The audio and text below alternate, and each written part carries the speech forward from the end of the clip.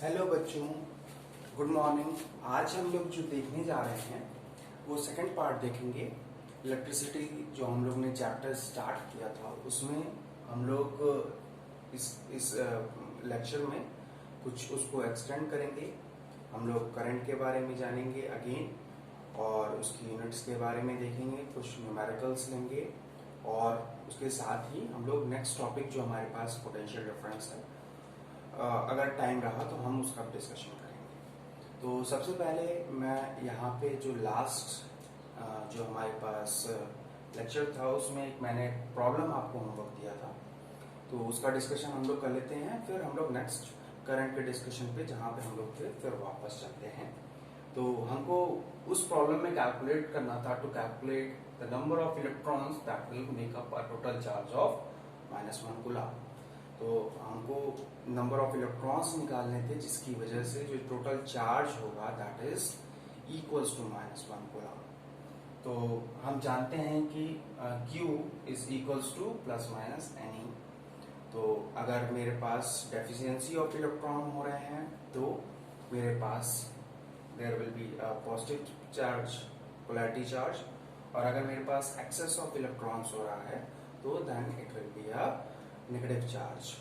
तो ये हम लोग बात ऑलरेडी कर चुके हैं।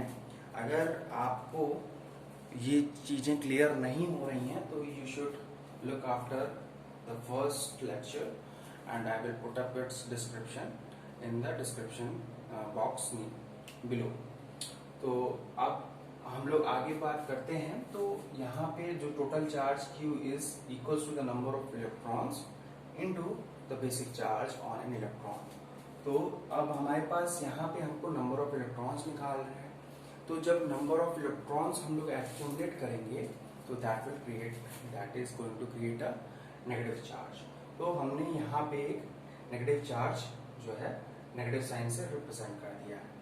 वहीं पे जो हमारे पास बेसिक चार्ज है on an electron that is equals to minus of 1.6 into 10⁻⁻19 coulomb. ये हम लोग देख चुके हैं।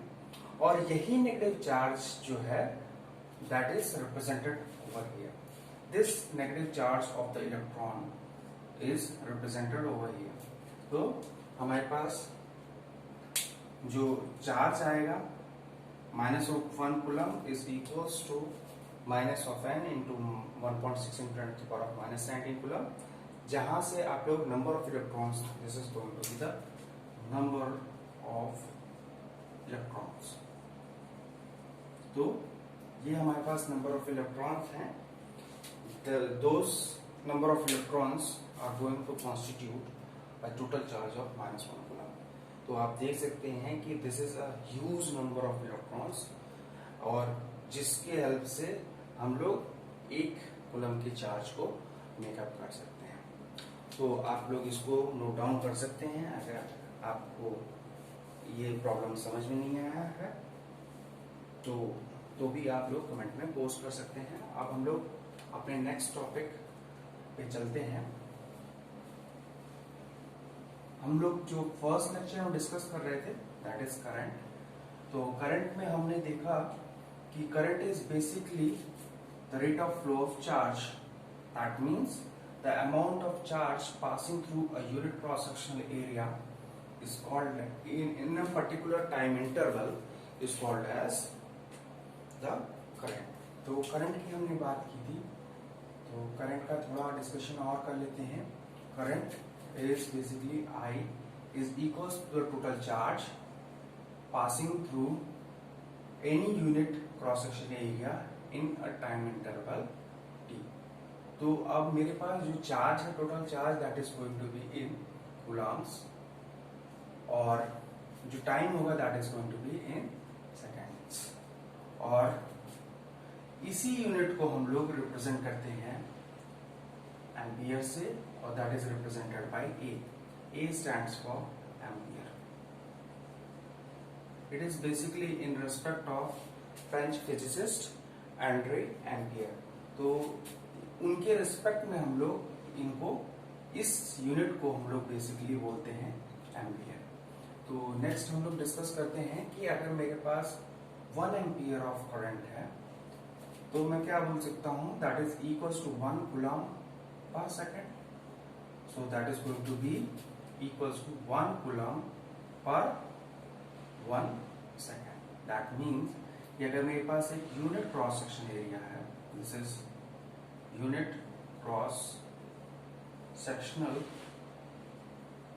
एरिया ऑफ एनी कंडक्टर, ये मेरे पास कंडक्टर है, तो हमने डिस्कस किया था कि अगर मेरे पास Q चार्ज इस यूनिट क्रॉस सेक्शन एरिया के अक्रॉस पास हो रहा है in time interval t, that will give me the current. अब इस सिनेरियो में जब मेरे पास 1 एम्पियर ऑफ करंट है, then this total charge is equals to 1 coulomb and the time interval taken to cross this unit cross sectional area is 1 second. तो अब total charge जो पास हो रहा है that is equals to 1 coulomb, और हमारे पास जो टाइम टेक हो रहा है, जो चार्ज टाइम टेक कर रहा है इस यूनिट क्रॉस सेक्शन को क्रॉस करने के लिए, that is equals to 1 second. तो यहाँ से मेरे पास 1 एम्पियर के डेफिनेशन हम लोग ले सकते हैं कि 1 ampere is the current, 1 ampere is the current when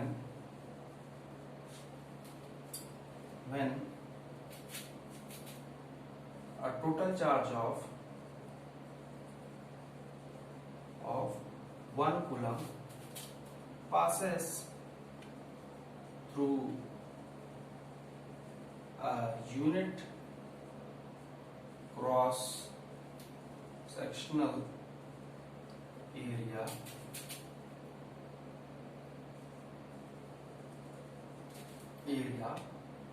in 1 second.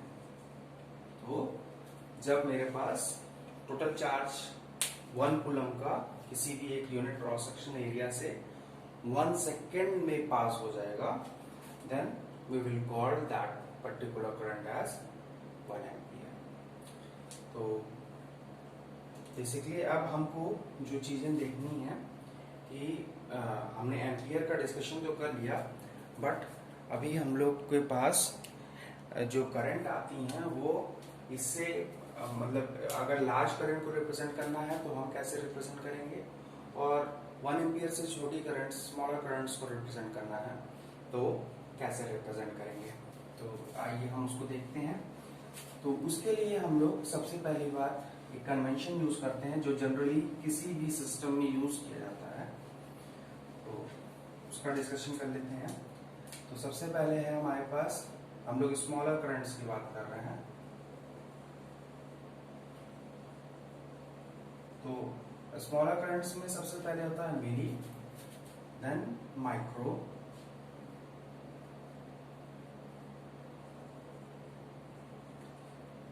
Then milli, micro, then nano और पिको. तो ये सारे के सारे इसमें जो लेटर्स होते हैं those are represented by small letters. Milli को रिप्रेजेंट किया जाता है स्मॉल m से, nano is represented by small n, micro is represented by mu, smaller and nano is represented by small n, और pico is represented by small p. तो जब smaller currents की बात कर रहे हैं तो इसमें हम लोग स्मॉल लेटर्स ही यूज करते हैं. Milli is equals to 10 to the power of -3, micro is equals to 10 to the power of -6, और nano is equals to 10 to the power of -9, और pico is equals to 10 to the power of -12. तो यहां से मैं देख सकता हूं that is equals to 1000 part of 1000 part. Basically अभी हम लोग एम्पियर की बात नहीं कर रहे हैं. This is going to 1/10⁶, 1/10⁹, that is going to be 1/10⁻². तो ये हमारे पास स्मॉलर यूनिट्स हैं. अब हम लोग देख लेते हैं कि नेक्स्ट हम लोग करंट्स के फॉर्म में इसको कैसे रिप्रेजेंट करेंगे. तो इसको आप नोट डाउन कर लीजिए या स्नैपशॉट ले सकते हैं आप लोग इसका. नेक्स्ट जो हम लोग बात करेंगे, this is 1 milliampere is equals to 10 to the power of minus 3 amperes. 1 nano ampere is equals to 10 to the power of minus 9 amperes. 1 पहले हम लोग माइक्रो एम्पियर देख लेते हैं. 1 micro ampere is 10 to the power of minus 6 ampere. 1 nano ampere is equals to 10 to the power of minus 9 ampere. और 1 pico ampere is equals to 10 to the power of minus amperes. तो इस तरह से हम लोग smaller currents को represent करते हैं. अगेन आप लोग इसका स्नैपशॉट ले सकते हैं या अपनी कॉपी में इसको नोट डाउन कर सकते हैं. नेक्स्ट जो हम लोग बात करने वाले हैं दैट इज लार्जर करंट्स. तो लार्जर करंट्स में अगेन हम लोग एक कन्वेंशन यूज करते हैं. सबसे पहले हमारे पास आया किलो, फिर मेगा, फिर गीगा या जीगा जो भी आप लोग बोलते हो, देन tera. Kilo is 10 to the power of 3, mega is 10 to the power of 6, giga is 10 to the power of 9, और टेरा is 10 to the power of 12. Kilo is represented by capital K, mega is represented by capital M, giga is represented by capital G, और टेरा is represented by capital T. तो जब हम लोग larger units की बात करते हैं तो those are represented by capital letters, whereas smaller units are represented by smaller letters.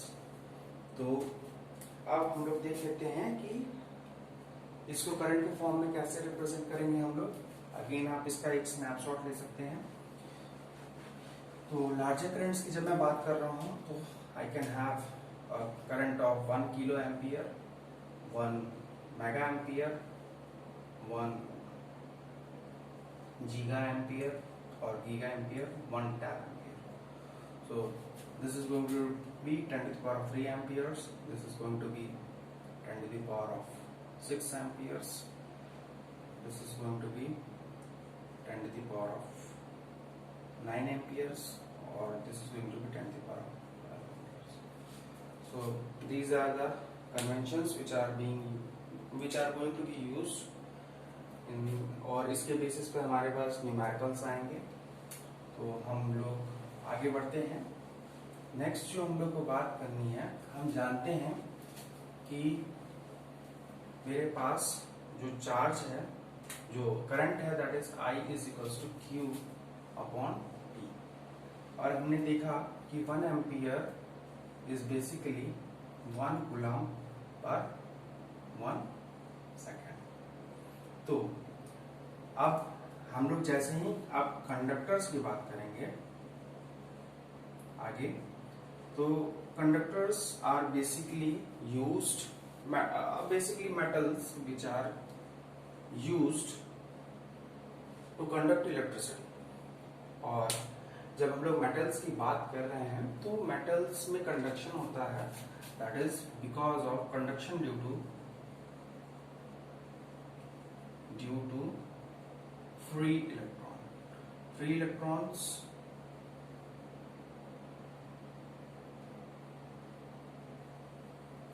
का मतलब ये हुआ कि जब हम लोग पहले बात कर रहे थे अभी कि हम लोग ने एक एटम को एक certain amount of energy provide की है, या हम लोग बोल सकते हैं आयनाइजेशन पोटेंशियल प्रोवाइड किया है. तो उसकी वजह से जो इलेक्ट्रॉन है शेल को छोड़ के फ्री स्पेस में चला जाता है, and we call those electrons as free electrons, and those electrons are only responsible for the conduction of electricity. अगर मेरा इलेक्ट्रॉन शेल में प्रेजेंट है तो those electrons are not able to conduct, or they are not going to take part in conduction of the electricity through any particular conductor or any metal. तो इसीलिए मैंने लिखा है this is conduction due to free electrons. तो अगर मेरे पास 1 ampere current flow हो रही है तो अभी हमने निकाला कि 1 coulomb of charge will constitute 6.25 into 10 to the power of 18 number of electrons.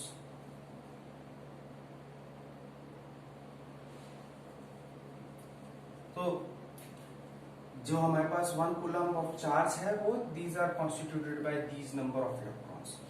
That means कि 1 एम्पियर जब करंट फ्लो हो रही है, 1 ampere is equals to 6.25 into 10 to the power of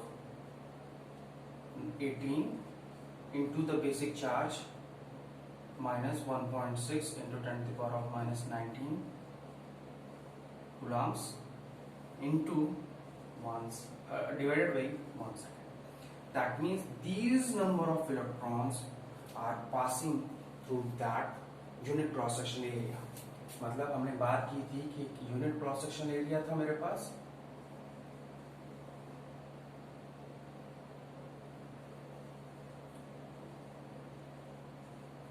और इस यूनिट क्रॉस सेक्शन एरिया के through charge जो पास हो रहा था दैट इज 1 कूलम, और टाइम जो ये टेक कर रहा था दैट इज 1 सेकेंड।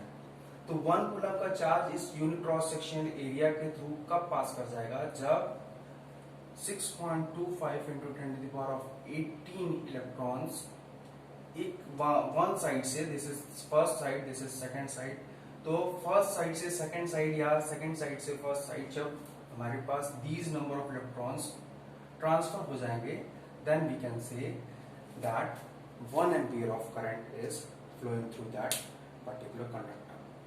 तो हमारे पास 6.25 into 10 to the power of 18 electrons जो है वो पास हो जाने चाहिए किसी भी यूनिट क्रॉस सेक्शन एरिया से, तब उस कंडक्टर के क्रॉस जो करंट फ्लो हो रही है that is going to B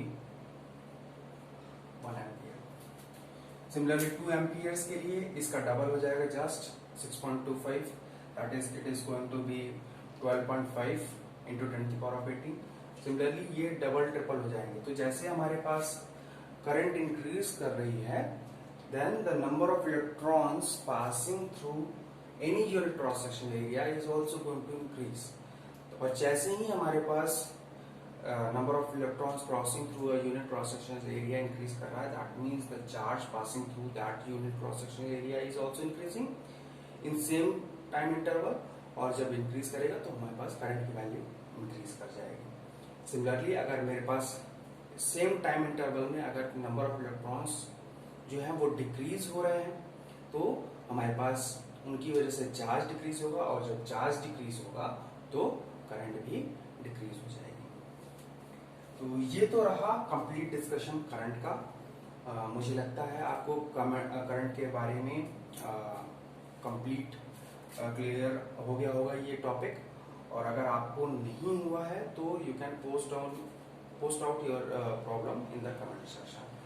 तो अब आगे हम लोग एक न्यूमेरिकल लेते हैं जो कि बेस्ड हुआ है इसी पे।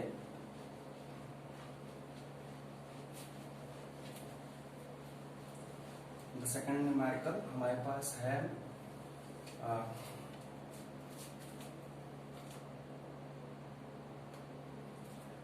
करंट ऑफ, जो हमारे पास सेकंड क्वेश्चन है, current of 1.6 milliamperes flows through a conductor, flows through a conductor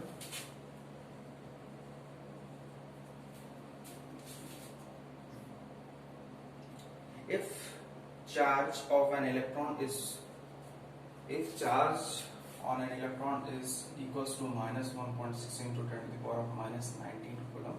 You already know that. Find the number of electrons which will pass, find the number of electrons which will pass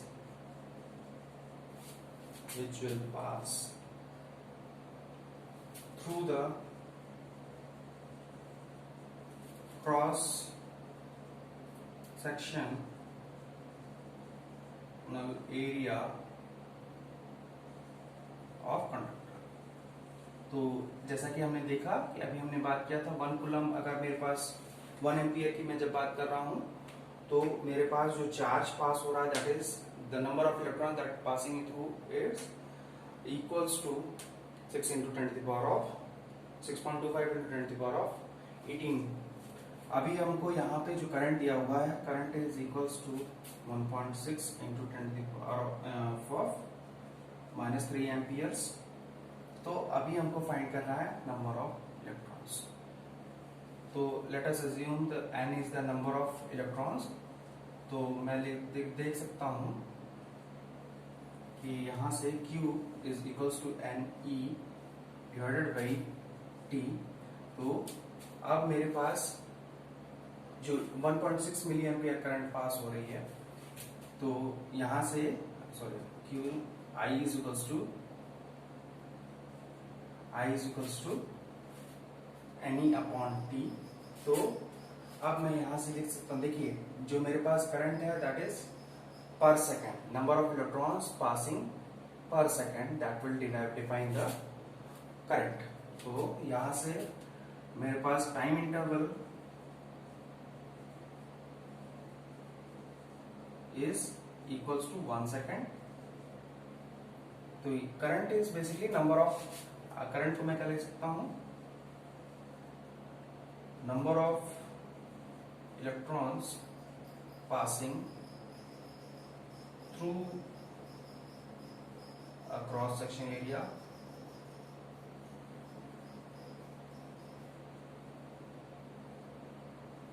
per second।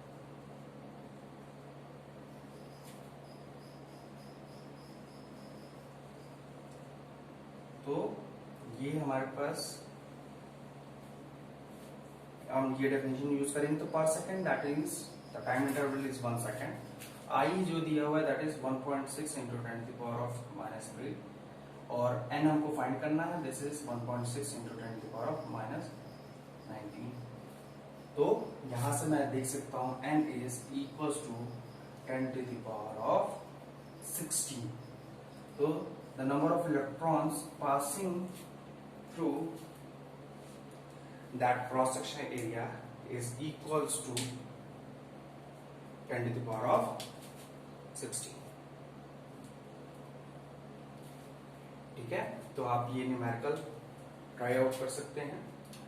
Similarly आप कोई भी current ले सकते हैं, you can take out any current and you can find out the number of electrons. Let us take another example, this is example 3। लेट अस assume a current of 1.6 amperes. तो ये आपके पास होमवर्क है कि if the current is 1.6 ampere flowing through a conductor and the charge on an electron, charge on electron is equals to -1.6 into 10 to the power of -19 coulomb.